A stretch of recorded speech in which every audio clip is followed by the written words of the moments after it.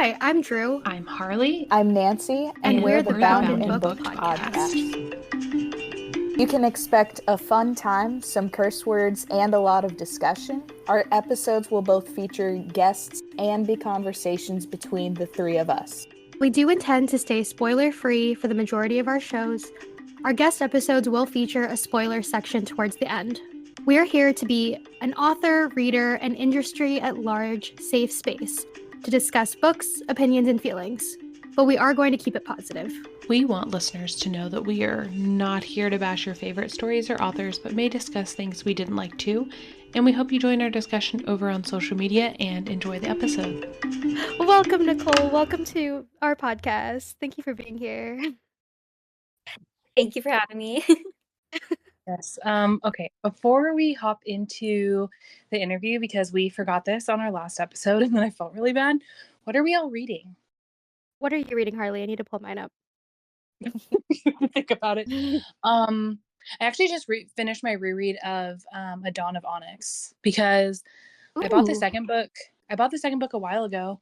Opened up to the first page and just like hop right in and had no idea what the fuck was going on. And I was like, I should go back and probably reread the first book so I know what's happening.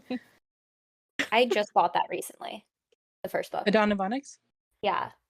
It's so fun. You're going to love it. Right now.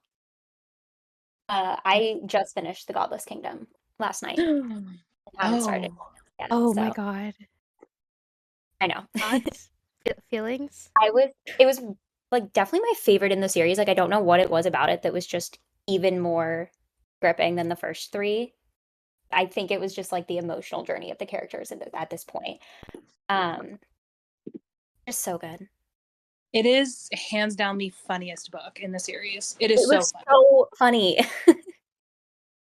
Like I was like, I feel laughing at some of this stuff, but it's so funny. Yeah. So I'm still reading the same stuff as last time. So, which, you know, my chaotic habits in reading 4 books at once probably is why I'm reading so slow. But I was actually just listening to Vows and Ruins while I was driving home, trying to go slowly so I don't have to wait as long before Spotify renews. Because I'm pretty sure Vows and Ruins is actually longer than 15 hours on audiobook. Probably. So I probably won't even get to finish it this month because of Spotify. That's so annoying. Yeah, it's really annoying. And then I was gonna say will you give a brief overview of where you're at, a relatively spoiler-free overview of where you're at in Curse, so that way we know as we're chatting about it. I am on chapter 8. Okay. Been going slow, but I am enjoying it so far. Okay, great. So we're not doing any spoilers for Curse either, then. That's fine. We don't want to spoil anyone who hasn't read it. Yeah. Still reading the Gospel of Loki book and rereading Threaded, and that's it. Nicole, what are you reading? Oh, wait, you already said. You just finished The Godless Kingdom. Yeah, I want to read the Everqueen since I read the Everking really recently. I want to probably read that next, but I'm also, you know, rereading my own books so that I can write the next one. Yeah, so that's fair. Did you love the Everking? I loved it so much. It was so fun. It was so good. It was just like I devoured it. Speaking of the Everking, I'm reading her first series, The Broken Kingdoms, right now because I finished The Mist Thief and I didn't want to leave. I was like, I really don't want to leave this world, so I'm starting the 9-book series that she has already published. Well, at least with those, it's like a trilogy and then a trilogy and then like a duology and then like a standalone. So if you need a break, you can just like finish your trilogy and then like take a break. That's true. That's true. Yeah, I definitely want to read those at some point too. They're really fun. I don't know. I feel like people say that it's like more YA, but there's definitely some spice in book 1. I'm on book 2, Court of Ice and Ash right now. It's definitely, in my opinion, it's more like NA. So I don't know where I saw it was YA, but someone said that once, and I don't think it is at all. Oh, good. Clearing up misconceptions. Yeah. Okay, well, let's go ahead and get the interview party started. Alrighty. Okay, so Nicole, our first question is where did the story inspiration come from? And is there a specific scene or scenes that you saw first? So I did have a really specific scene for the Curse of Ophelia that came to mind and then didn't even make it into the book.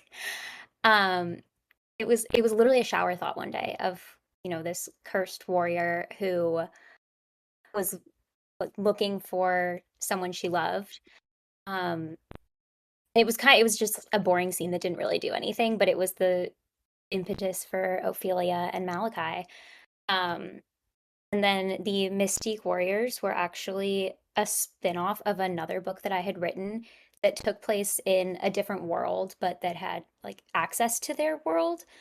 Um, and they talked about the Mystique Warriors and how they had this, source of magic that, we know as the Mystique Mountains. And they stuck in my head when I wrote that book. And I always knew that there were going to be stories within there. So when I went back to it, it spiraled into this really big sprawling world now. That's very cool. Your first book that you were talking about writing, is that was that just like something that you were writing for yourself? You don't that's not published, is it? No, I queried that book, so I went through, the whole process with it to I was going the traditional route at that point and I had beta readers. If you like dig really, really deep on my Instagram, there's probably still posts from it from a really long time ago. Um, and I queried it and then shelved it eventually. And I'm really glad I did because it was not ready for anything. I'm glad that that wasn't the one that I pursued publishing with, like looking back on it, because Mhm. that was just a very raw story that would have needed a lot of work. But it was definitely the beginning of a lot of other things. So that was still very close to my heart. That's very cool. That makes sense why Curses it feels like such a fleshed out world. Like, the world building really is amazing, like, I feel like I'm just transported to, this new world, so that makes sense that you had kind of that first book to play around with, that's really cool. Thank you. So you kind of said, well, I'm going to say from the beginning, but I came to the party after Shards was published, so maybe not from the very beginning. But you said it was a 5-book series plus the novella. So have you had everything like roughly plotted out since day one? Like, are you really like a planner, or do you just kind of like go? I always knew where the story was gonna end up. I didn't have every book completely plotted before I started writing. Honestly, when I started writing, when I first got that idea of Ophelia, I was like, maybe this will just be a little side thing to kind of, fill my time while I'm querying my other book. And I didn't realize until I started writing it how big the story was going to be. And I didn't realize it was going to be 5 books until I started really getting into the meat of plotting out the rest of the series. And there was a part of me for a while where I was like, maybe books 3 and 4 could be combined, which obviously they can't be because they're both really long. But before I started writing them, back when I was writing the earlier books, I thought maybe that would be a possibility, or that I wasn't positive if the novella would actually come to be because I kind of had to make sure those characters were going to be able to stand on their own, which I certainly think they do. And yeah, I always knew that Curse was going to be Curse, Shards was going to be Shards. Those were very clear to me. And that what's going to be book 5 would be where we ended up. It was kind of just the middle that I had to figure out exactly how those pieces fit together. Okay, that makes sense. I'm always like you and our other author friends that are like, oh yeah, it's going to be 5 books, but like you've just put out book 2 or something like that. I'm like, how do you already know?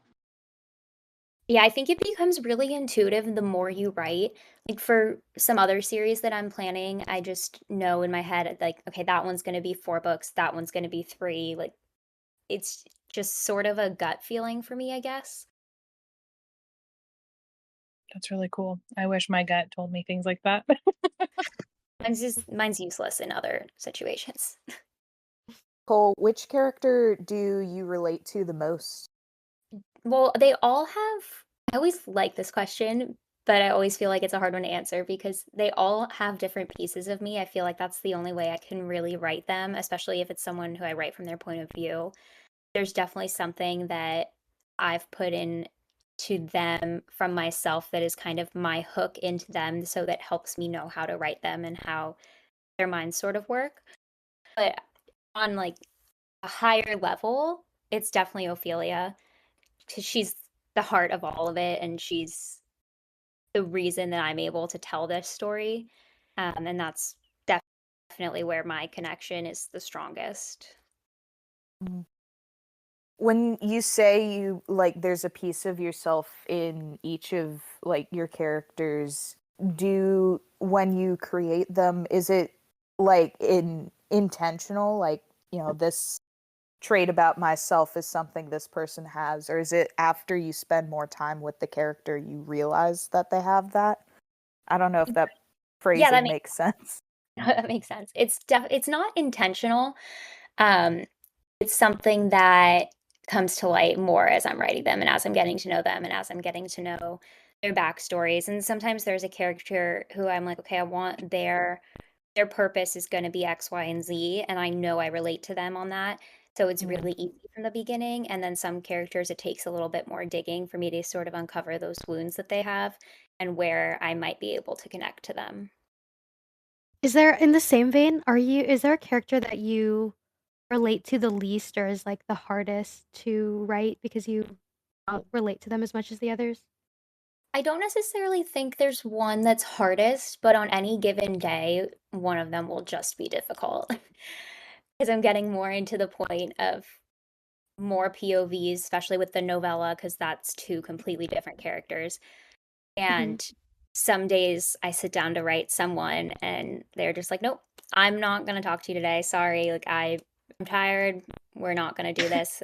I just have to kind of accept it and like do my best that I can and know that that chapter is going to be something that I fix on a later day when they're feeling a little bit more vocal. Mm. Okay, That's I cool. actually have another, sorry, kind of. I have another question that's also related to that. So I've heard you say like a number of times that like your characters talk to you. So when you're writing a scene like from Ophelia's point of view, are you like watching, is she like narrating it to you? You're watching it play out, or like is it just like, oh, this would be cool if this thing happened? Or like how, like when you're writing it, how does your brain? I see things like a movie, and then I just try to transcribe the movie as best as I can. And actually, I took a screenwriting class in grad school, and one of my teachers kind of explained the way that my brain works. I guess they could tell from my writing. They were like, your brain works in a screenwriting sense, so you really like visual cues and auditory cues and things. And that helped me understand my writing process a little bit better. So I really do see it all playing out, and I am just trying to tell the story as it's taking shape in my head. So since it's first person, I feel like I'm in that person's perspective, if that makes sense. It does, but now I'm internally giggling at some of the sexy scenes from the male POVs. I literally was thinking about that when I was saying that just now. I was like, maybe not all of the scenes. No, that makes sense, I'm thinking about when I was reading your books, and I also when I read, I visualize it like a movie. Me Yours, too. though, are like it's a very clear movie. Like, you know how some books, it's like I don't know, like, there's, a a sepia tone over, like, what you're visualizing or, like, it's, like, black and white or something, like, that's how I see it anyway. Like, your books are always, like, in vivid color, like, it's like I'm watching HBO Max, actually. Well, thank you. That's how I visualize your scenes. Well, it's funny now that you've mentioned that you when you were writing that that's how you see it, because I'm like, yeah, I can totally like all three of the books. Sorry, I had a hiccup.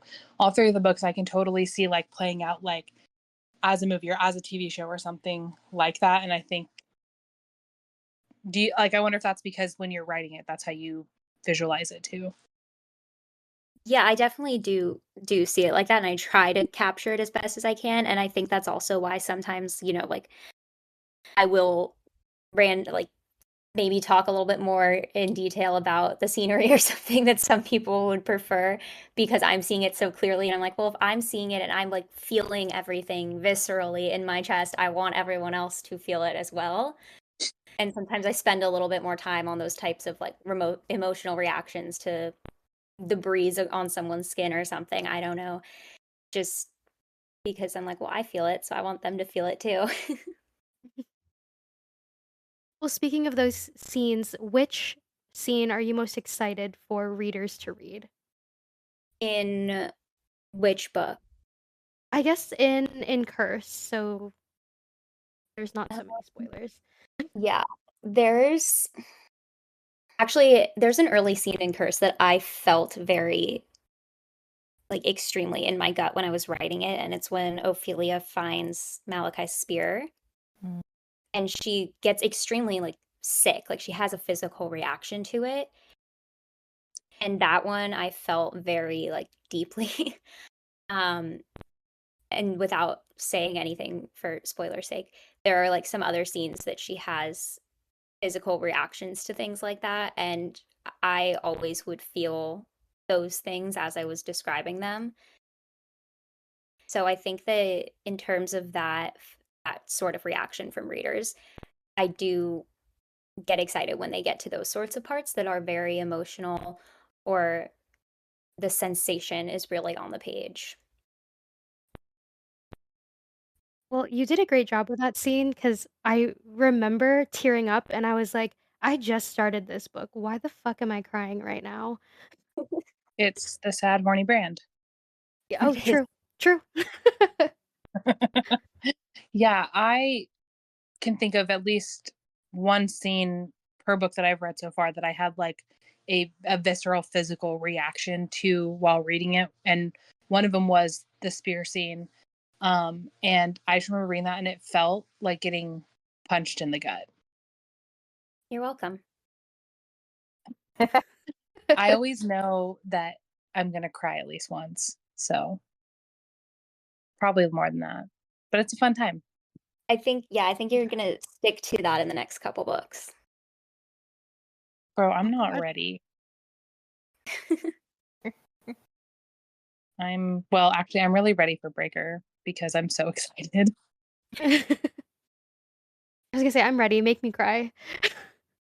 That's how I am It's too. been I would say it's been a while since I cried about a book, but I literally cried today when Tay shared the video of Threaded. So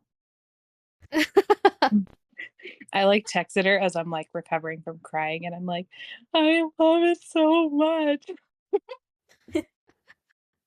Nicole, is there anything you'd like to share or any tips you'd like to share with other authors and future authors? Um, Real quick.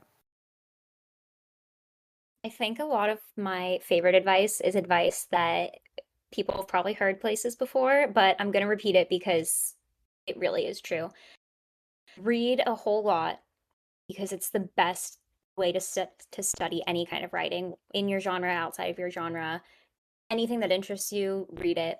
It's going to help you so much. I definitely don't have as much time to read now as I used to, but I can feel a difference in just my creativity when dedicate more time to getting to read just for fun rather than something like, having to reread my own books because I need to edit them or something. So definitely read a ton and try to make some friends in the community as well, especially if you're, on Instagram or anything, because that's going to be so important just to have kind of your people in your corner.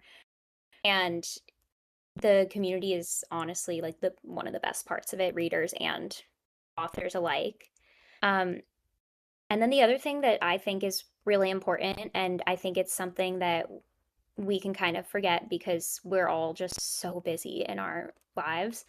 Even if it's 10 minutes a day, if it's something that you really, really love, try to make it a priority. Like if it is just something that brings you joy, try to make writing a priority or anything in your life, just because otherwise it's always going to be a dream rather than a reality. And it can definitely be a reality if you want it to be one. So you don't have to have, 3 hours a day to sit at your computer, but even if it's just 10 minutes of you dreaming about your story or actually sitting down and writing it, just try to make that time for yourself. I actually was telling my mom about the communities that I'm part of. And like obviously I'm not an author, I'm just a plebe hanging out. But I was telling my mom about the um friends that I've made like through Discord and through Bookstagram and all of that. And she was like, you went to Nashville and you didn't even know anybody, and you're going to LA and you've never met these people. And I was like, but we're all internet besties. I was like, they probably know more about me than like some of the people who I've known the longest in real life.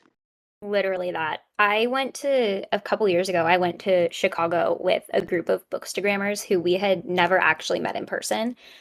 And my family was like, okay, is this safe? And I was like, yes, it's completely fine. I talk to them more than I talk to some of you. Um, so I know it's fine, but it does sound really weird to tell people that. Yeah.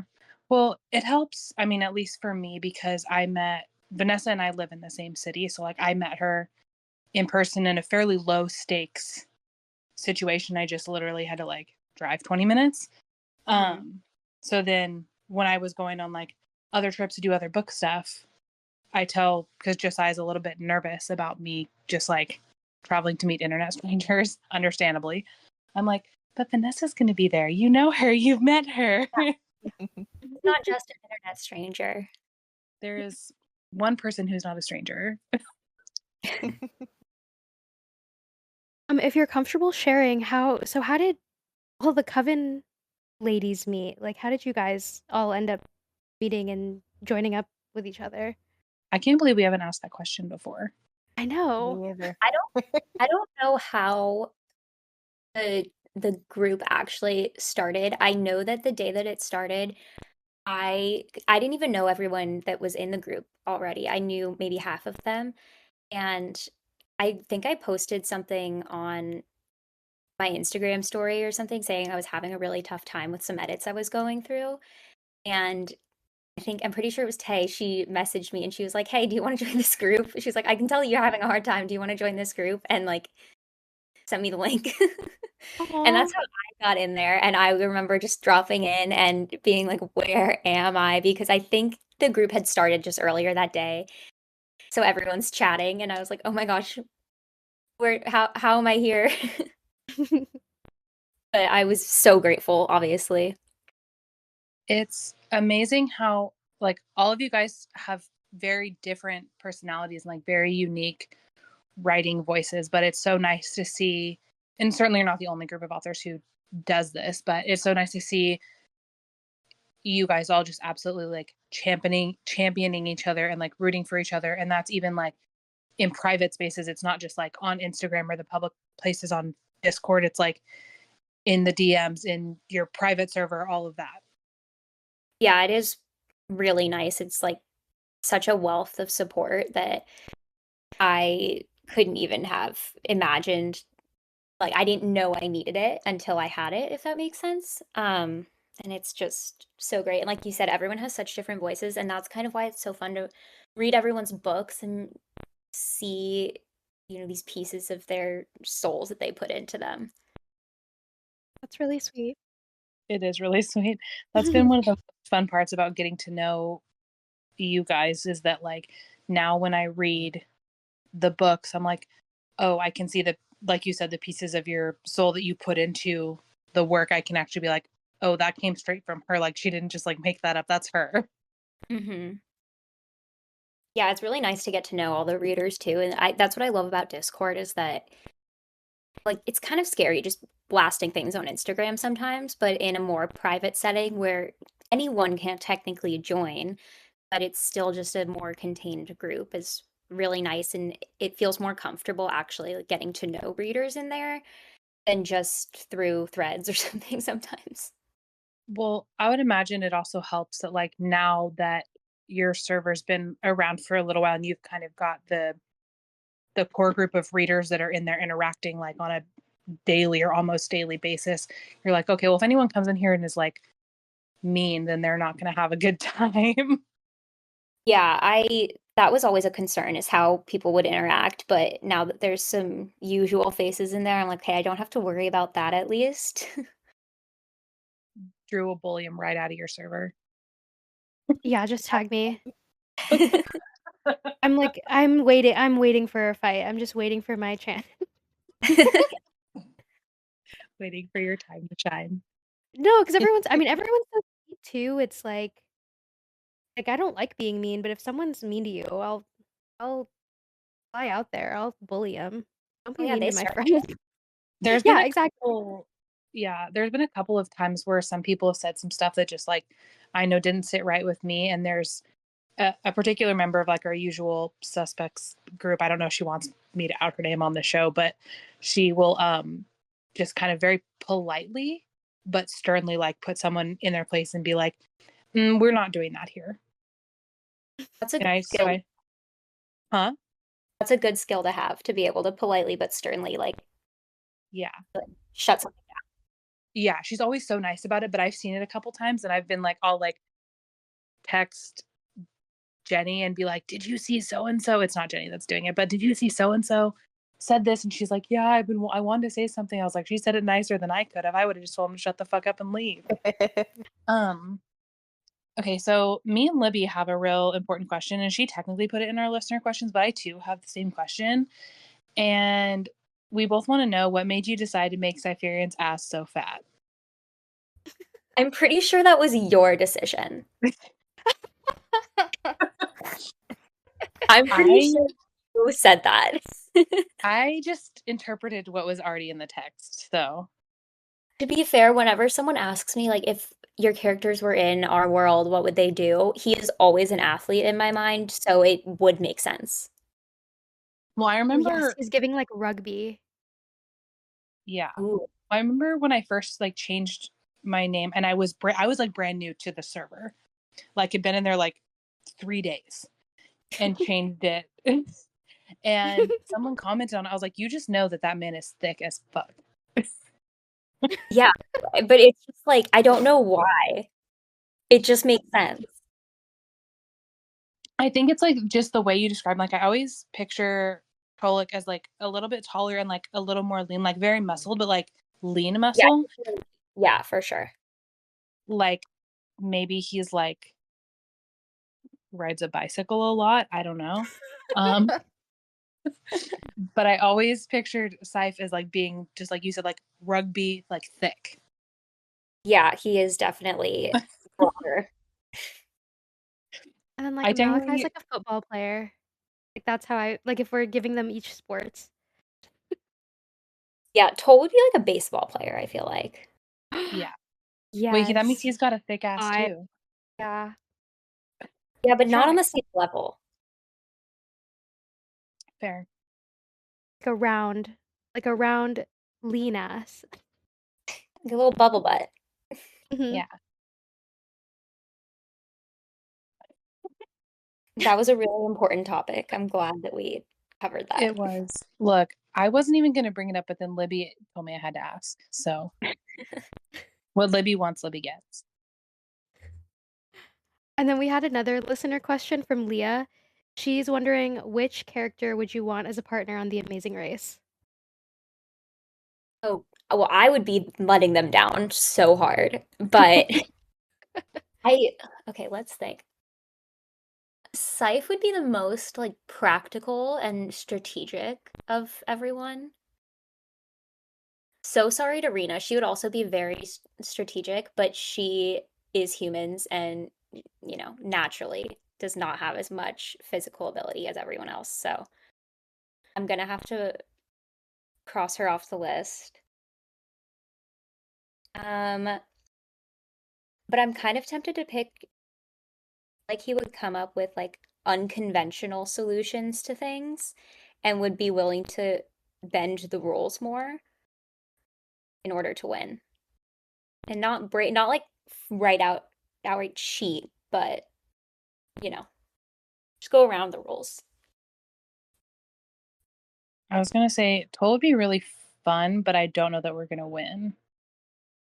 Yeah, but I'm the one letting us down anyway, so Oh, well, that's okay. That's fair. there's no way I could win the Amazing Race.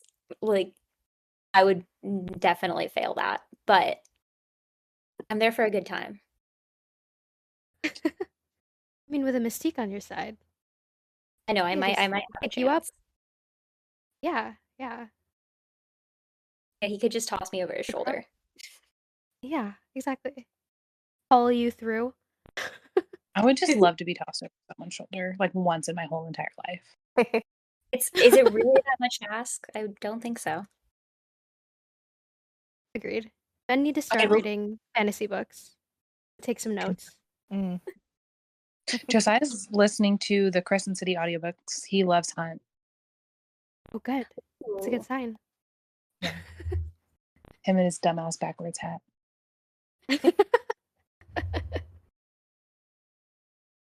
I think we had one other listener question. Jax wanted to know, Nicole, when it comes to like your writing process, specifically about plotting. She used the Penn Sheila scale. She wanted to know where you are on that scale. On a plotting scale. Yeah. Um, I plot my books for sure because if I don't know where the book is going, I will end up in a mess. I have to know where each chapter is going specifically before I sit down to write it, or they end up talking for 12 pages about something completely irrelevant. So I definitely have to plot, but I also leave a lot of room for editing and for just random things popping up that I didn't even consider. So I'm somewhere in the middle where I have an outline, but it's not strict, and I know I'm going to be going through like 3 rounds of edits probably just to get chapters in the right order and to make sure all the character arcs are arcing the way I want them to. So I don't know where that puts me on that scale. I would say you're on the Penn side of the scale. Yeah, probably more that way. So, did you have everything plotted out for the entire series before you even started sitting down to write Curse? I always knew where we were going to end up.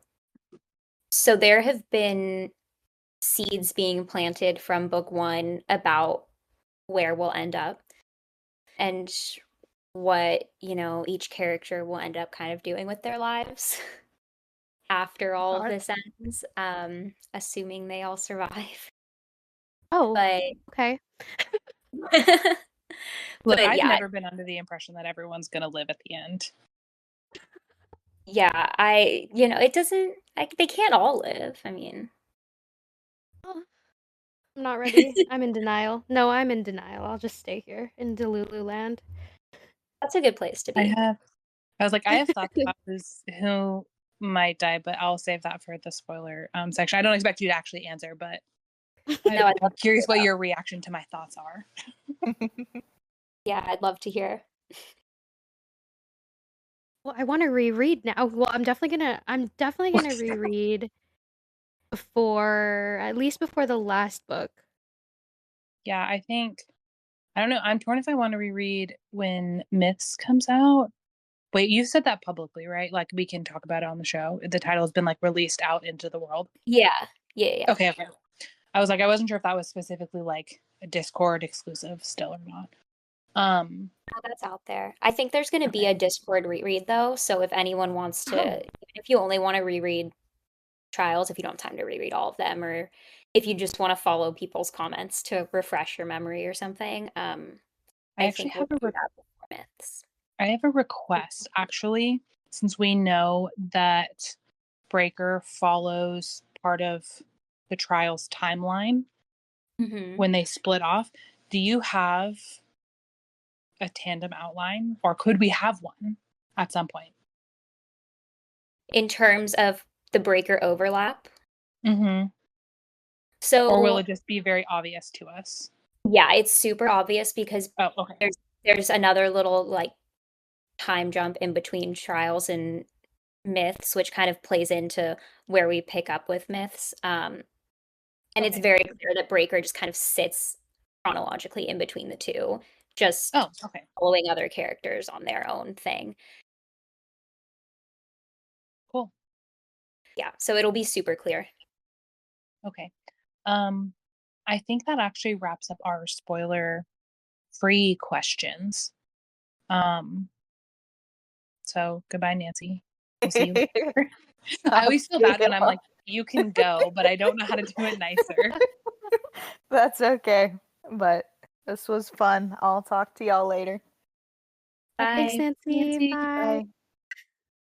Okay, so we are hopping into the spoiler section for this episode, and this is going to be spoilers up through the end of the Trials of Ophelia. There may be some questions that would lead to spoilers for other books, but they're not out yet. So anything else is like complete speculation. Mhm. Just for the listeners, if that way they know where they should or shouldn't hop out. Okay, so the first spoilery question I have, is there any scenes or characters that took like a wild left turn from where you thought they were going to go?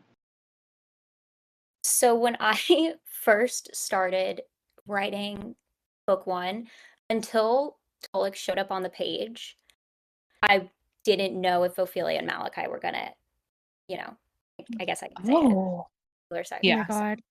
The second he showed up on the page in that like early chapter that he first talks to Ophelia ever, I was like, oh, he's in love with her, and that's where this is gonna go. Okay, now I understand. Um, but when I first sat down to start writing it, I didn't really know if they were gonna work out their issues, if they weren't gonna work out their issues, what was gonna happen with that, and how the love story was gonna pan out. But that happens in like chapter 4 or something, so I knew pretty early Yeah. on where that was gonna go. So I remember wondering as soon as we saw Malachi. Okay, so first of all, you need to know that when I saw Malachi's name on that chapter header, I think it's like chapter 12, maybe. I don't Mhm. remember exactly what it is. When I first saw his name on the chapter header, I was like, yes, I knew it. I knew he wasn't dead. I was so excited. That's definitely a chapter that I get excited, like you asked earlier, but it's a spoiler Uh-huh. that I get excited when people get to that because, it's like the first big reveal. And I never really made it a like everyone kind of assumes he's alive, like Yeah. that's the guess when you're reading the first few chapters. Ophelia is so sure. So I never expected people to not think he was alive, but when it's that confirmation, like pretty early on, I always get excited when people get to that part.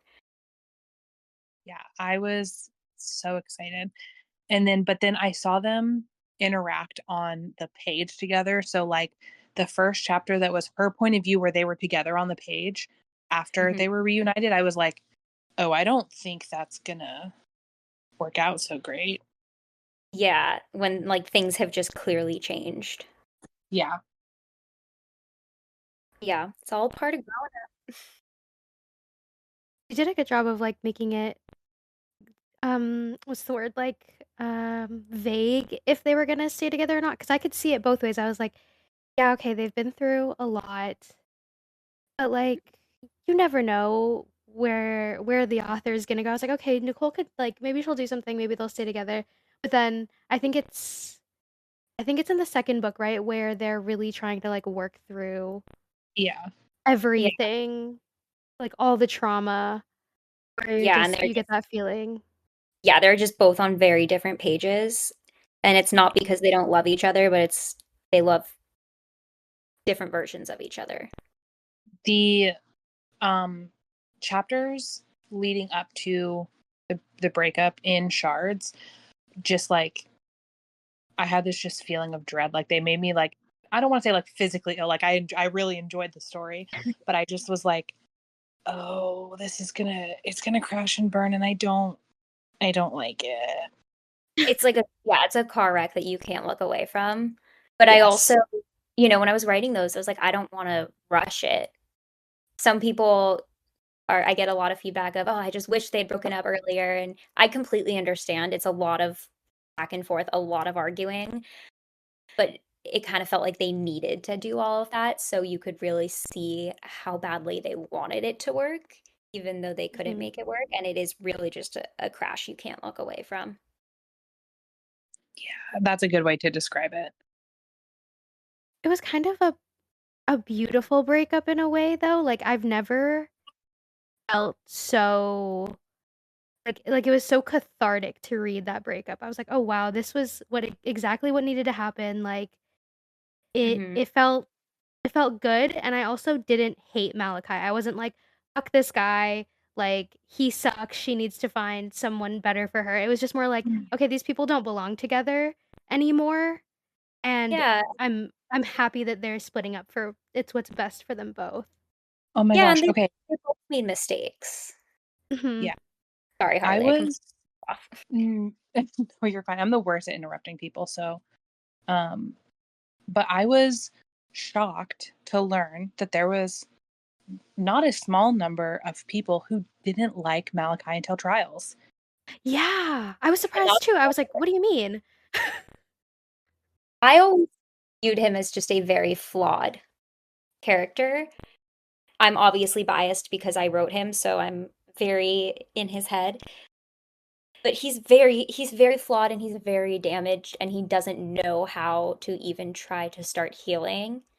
And the easiest path is to avoid it. Also, he's like 18 years old or 19 years old.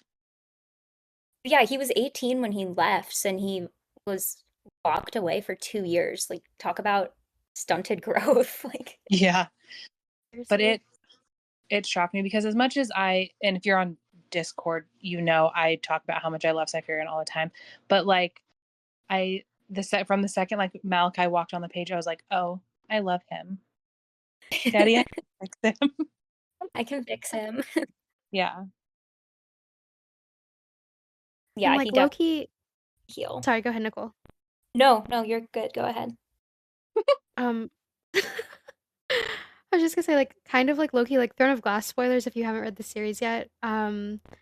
He it reminded me of, like, how people hate Kaylin for the things she's been through, and it's like she's been through so much trauma, like, no shit, she acts that way. That's how I feel about Malachi. It's like, yeah, of course he's acting out. The poor boy, he was a teenager, was Yeah.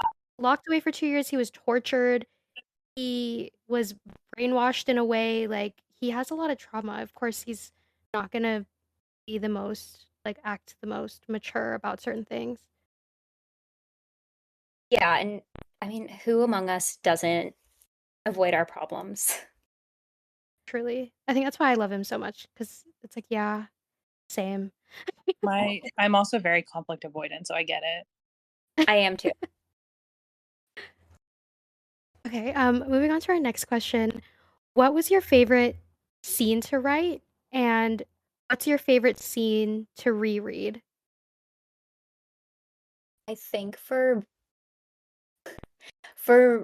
both of those, it might be the breakup scene. I really loved that scene because, as you said, it felt like just something that needed to happen, and that's a breakup, but it's also a healing breakup in a way. And it was cathartic to write. I know you said it was cathartic to read, but it was also very cathartic to write.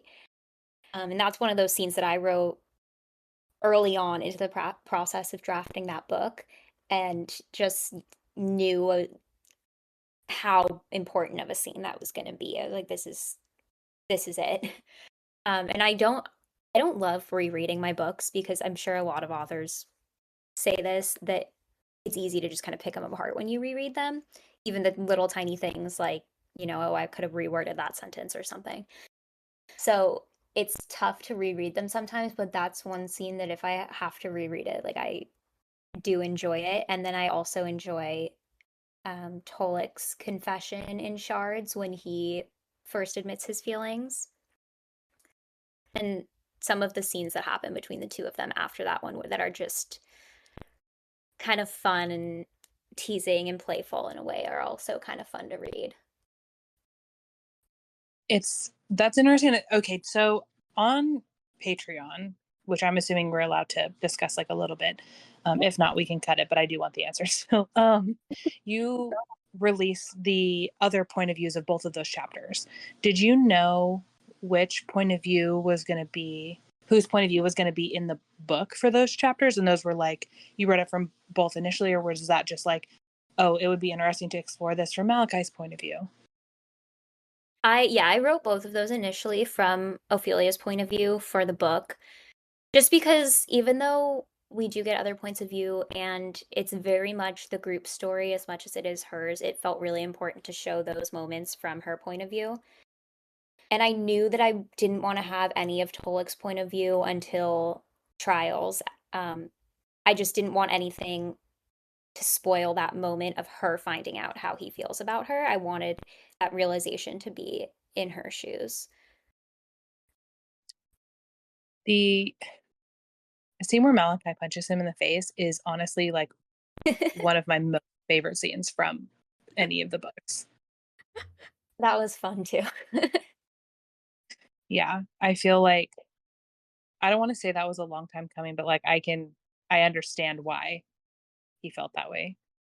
Yeah, I mean, if you are picking up on these feelings that everyone other than Ophelia was picking up on, you might jump to the conclusion that something had happened that hadn't happened, and you might get angry about it and think that your friend kind of betrayed you when you were gone.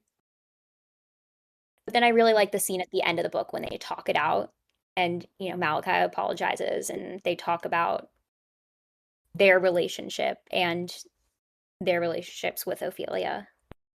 The male friendships are really sweet in this series for sure. I love well-written male friendships. Me too. Thank you. Men need to talk I, about their feelings, that's why. They need to learn. yeah, they got to bully each other for talking about their feelings. That's like the most relatably male thing you've written in the entirety Yeah. of the book. Yeah, that's how my guy friends would probably talk about their feelings. They'd probably Fight be like, first and then talk. yeah. Is there any fan favorite characters or like kind of fan favorite plot lines that you were surprised wound up being people's favorites? I think that, well, I was pleasantly surprised with how much everyone loved Tolik from the get-go because I had written Shards before Curse even was like, I wrote it like months before Curse came out. So I was really hoping everyone would love him, and I was hoping that people would be okay with that switch. So that was a pleasant surprise for sure. I'm very also pleasantly surprised about people that are excited to learn more about Sapphire because that was, we haven't gotten a lot of that plot line yet, other than at the end of Trials. And are very excited about it, which is really nice because it's going to play a huge role in the rest of the book or the rest of the series. So that was also very nice. And people are really, really curious about the Fae, which, I mean, makes sense because everyone loves Fae. And we don't get a ton of them in this series so far. So it's nice to know that people want more of them too. I'm just so interested in like absolutely everything in the whole entire world. And you've, like you mentioned earlier, you've created this huge, massive world with so much space for stories and growth. And I want to know about everything personally. And stick around for sure because I've got a lot of ideas. You're never getting rid of me. I'm good. Yeah, well, I would track you down, so. Do you You mean, have like, more ideas, like, other spin-off series or other series that are in the same world? Yeah, so I have quite a few ideas, and they're all pretty much everything that I'm intending to write right now is either in this world or in a world that connects to this world. Um, which we'll kind of talk about that idea more in the coming books, because there's always been this idea in the Curse of Ophelia that the magic in the mountains fuels magic in other worlds too, which is just sort of something that they know, they believe, they understand. It doesn't really impact their lives, so we don't really dive into that, but it does plant the seed that there are other worlds sort of adjacent to theirs. So I have quite a few ideas for either other warrior clans or other like places in this world or other worlds that we know exist or that I know exist. That I am really excited to play into, and I can say that at least like four of them seeds are being planted in the Curse of Ophelia series. So they won't be like direct spin-offs, say like of a character that we already know, but they'll be related somehow. Oh my god. You can't see me, but my mouth is agape. I'm so excited. I love everything you're doing with Curse and I mean, like, the whole series is just amazing. Like, we've already talked about, like, your world building is fantastic. So I'll stay in this world. I'll live in this world. I hope when I'm old and senile, I'm like living with Ophelia. I'm a mystique riding my enchanted little horse. Drew, do you not stalk Nicole's social media? Just out of curiosity. I've been trying to be better about social media, so I haven't been stalking anyone recently. Oh, because I was like, she was literally just talking about this the other day, and so I'm shocked that this is the first time you're hearing about it. What, being senile and living No, in my fantasy world? Oh. no, the multiverse, the Ophelia Oh. verse. No, yeah, I haven't seen that. I've had family in town and I've been trying Oh to be yeah, really good about social media lately and I haven't been on. It's I obviously like can't say what any series are or anything yet, but it's nice to be able to be like getting to the point where I will be able to, and I can start sort of confirming to people like, yes, these are coming next after I finish this series. Exciting. I have notifications on for like your social media, so I always see when you post stuff.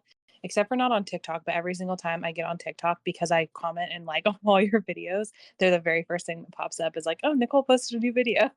I post such random stuff on TikTok. It's like I don't know what I'm doing on that app. Well, the first notification you get, you're like, oh yes, Harley's made it. Okay. Our next question, I feel like you may have answered this partially, but um Charlie and I, like, we've been talking a lot about how much we like the way you navigated relationships between Ophelia, Malachi, and Tolik. So, was there ever consideration to make it a love triangle? Or was it always, I mean, it kind of was, but a love triangle in a sense, but um, were you always planning on Toll and Ophelia being together? I think you kind of answered that in the beginning. Yeah, so once I knew that they were going to be together, which, as I said, like happened really early on, I knew that I wanted it to be a different sort of love story where one one relationship was fully ended, it was completely done, and she actively chose to pursue the other one rather than a classic love triangle, just because I think that that's sort of the story I needed to tell, and I needed to show a female main character making this choice to leave a relationship that wasn't good for her. Because if it was just in this situation, if it was just a love triangle between someone who is not a bad person, but just not like very clearly not good for you, and someone who is very clearly like so much better for you and for your future and everything, it I think would have been a little bit more frustrating to readers. Whereas in this situation, like I don't feel like we don't see a lot of female main characters actively just saying, no, I'm leaving this because it's not best for me. And I think that that's something that a lot of women find difficult to do in a relationship, understandably so. Like, I mean, I've been there myself where it's like, well, this isn't healthy, but you don't really want to leave it either. So once I knew that that's where it was going to go, I knew that I wanted it to be very definitive. Love that. I love that, yeah. I was trying to think of other books that have something similar, but that's really true. It's like they already have met the other love interest, or it's like there's like inklings of feelings, but since Ophelia is so like she does not realize Tolik's feelings towards her. It's not like Yeah. she has a backup. She's really just choosing herself in that moment. Yeah, exactly. And I didn't want there to be any questions of like, did she cheat on Malachi when he was gone or anything like that. I was so adamant about that. And I asked my beta readers so many times, like, do you get any inklings of that? Because that didn't happen. And yeah. I have a question that is literally not anywhere on our questions list, but I just thought of it. What would Ophelia have done if Malachi had died? If he wasn't still alive? So that's a really good question.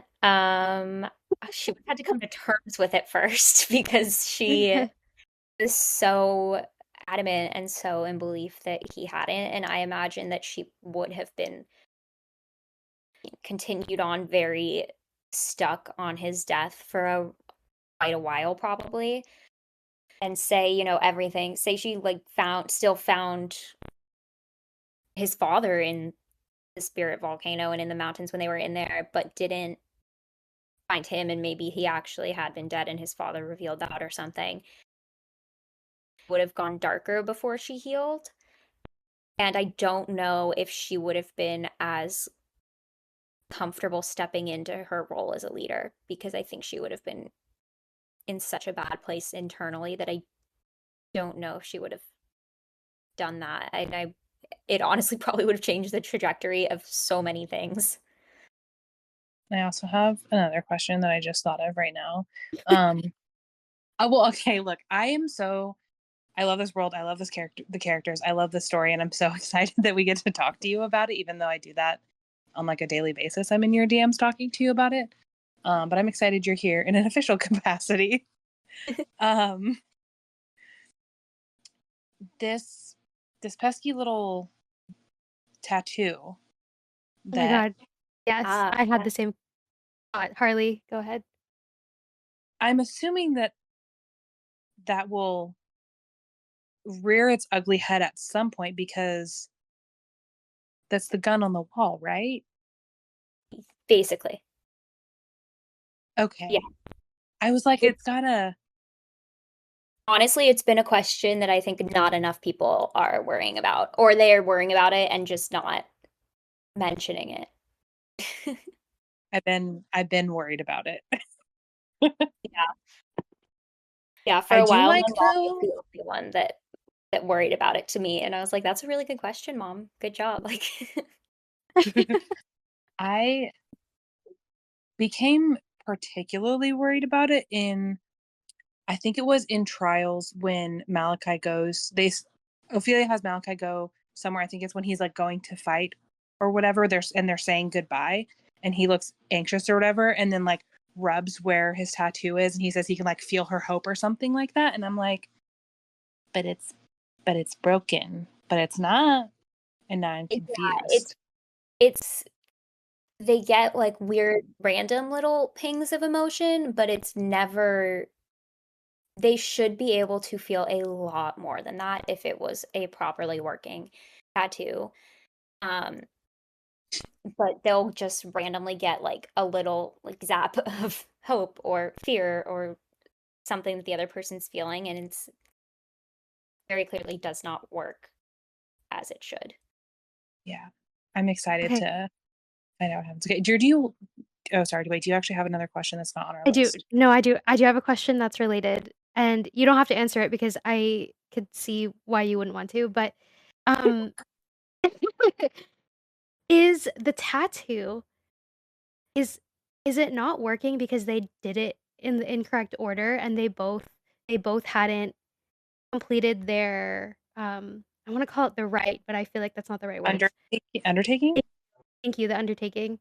Like, is it because they hadn't completed their undertaking yet, so, like, they hadn't gotten those initial tattoos? Like, there's, like, the order you have to do it in, or or is it something else that you can't tell us?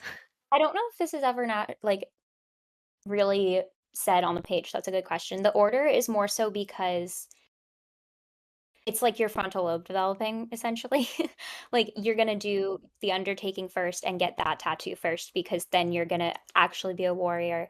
Then you're going to be sort of given your rank, and the second tattoo which we haven't seen them get is the band, and that declares your rank. And that one you can, get things added onto it or something if your rank changes. And then the third one is the bind, and it's typically because you're supposed to get that one last once you've gone through these other steps.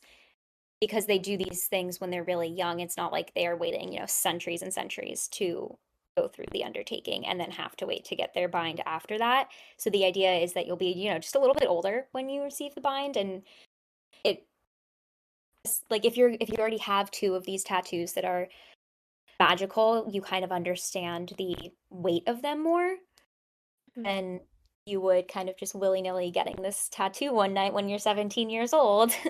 That's a very 17-year-old thing to do. Isn't it? Like, I'm gonna go get this illegal tattoo with my boyfriend. Right. Yeah. So there's that, and then also part of the reason it doesn't work is because Malachi already knew he was gonna leave. He'd already signed the treaty and everything, so he made this promise to her with all these secrets between them. And so Oh. that's part of why it does not work. Oh my god, I didn't even think about that. I need to reread. Oh god, I wanna reread the whole thing now. Yeah, Look we for might just little do that. Easter eggs.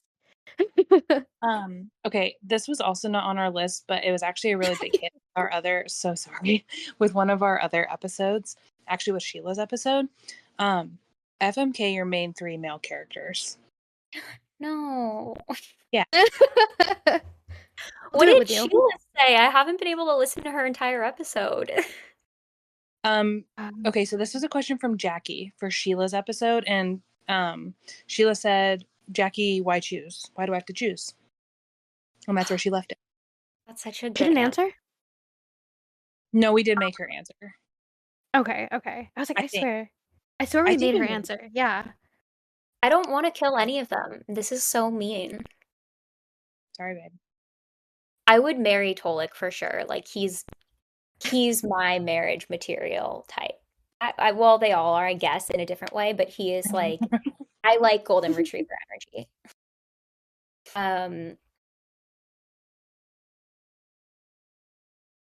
No. Because whoever I say for fuck, the other one's gonna be kill, and I don't want to do that.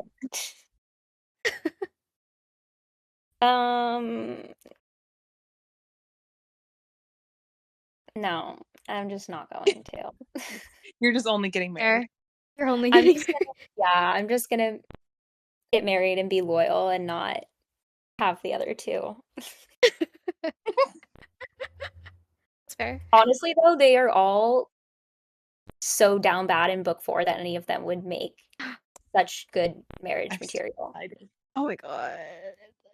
I can't wait. I have been so excited watching all the sci-fi girlies creep out of the woodwork for Breaker. I know it's been so fun. It's in my dream. It's been so fun. Okay, so what is a moment or scene that when you look back on, you're just incredibly proud? Like, oh my God, I can't believe I made that type of scene. And this question actually came from Leah, and she has to wait because she hasn't read your books yet. She has to wait all the way until she's done with all of them to hear the answer to the question. Well, it's gonna be the breakup scene again because Yeah. that is one of my favorite scenes I've ever written. And then I do really like the scene at the end of Trials where they're flying on Sapphire. That one just like was really fun to write also. That's one of the ones that gave me like a visceral reaction when I read it. I was so excited. I thought I was going to throw up. That was so fun. Okay. And then our very last question, and totally chill if the answer is absolutely not. So this comes out 7/19. Is there any like little sneaky peek deals you can give us from either Breaker or Myths, possibly? Okay, let's think. So Breaker's tough because it's short. So I've even like haven't given a ton of spoil or teasers on social media because I don't want to give all the good moments up. But for Breaker, I'll say that even though it's a much shorter book, it does have 3 spicy scenes. Ooh. 3. One one of them is definitely of the sad horny variety though. Oh. Okay. But Okay. I'll take it. We get one sad horny scene per book. yeah, I have to stay true to the brand. But then there's also some really fun like tension before it snaps, and Cypherian is just so funny. Like his inner monologue is hilarious to me. Just how he's always like, I don't actually care. I'm just here because I have to be, and that kind of stuff. Like just repeating it. So Whatever he has to tell himself. yeah, exactly. So he's a good time. And yeah, Yeah. that one is just Breaker's just fun. It's like it's shorter, it's a little bit more romance focused, and it's just a good time. And with, some sad horny. And then for Myths has some scenes that I have been waiting to write since I was writing book one. Particularly the end of it. I always knew that regardless of how many books there ended up being, the second to last book was going to end with this one scene.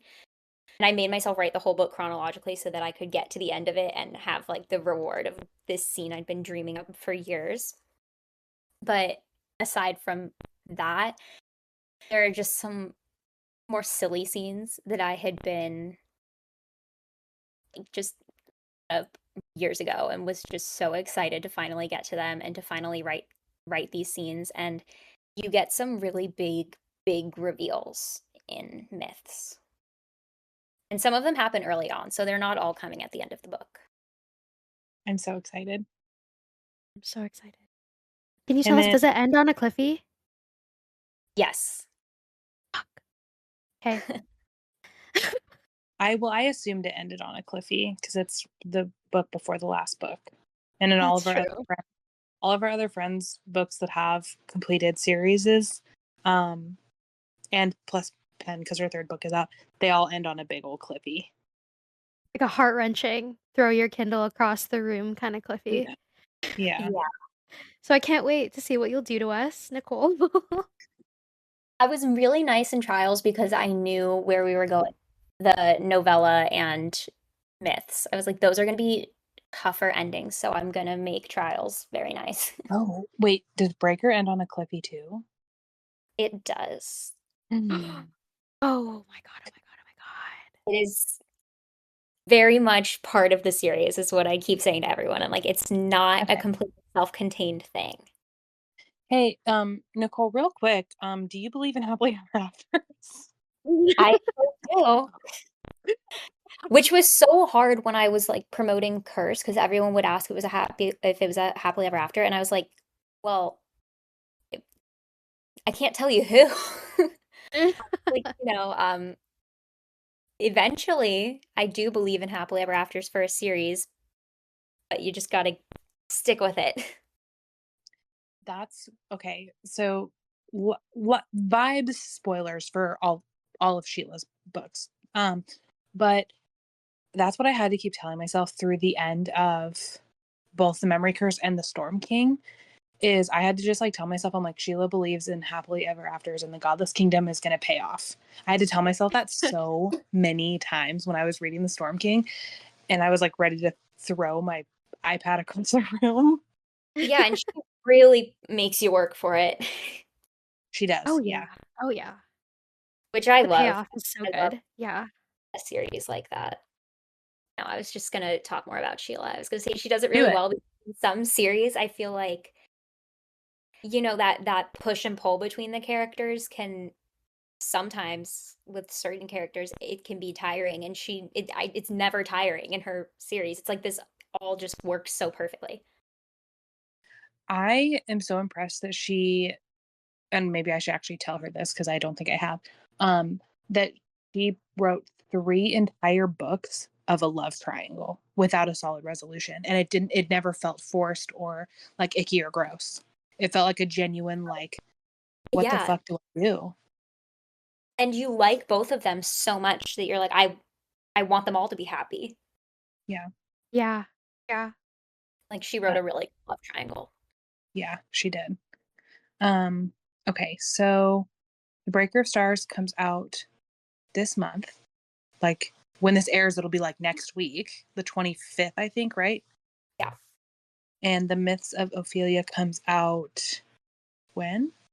November 21st. So November right 21st. thing.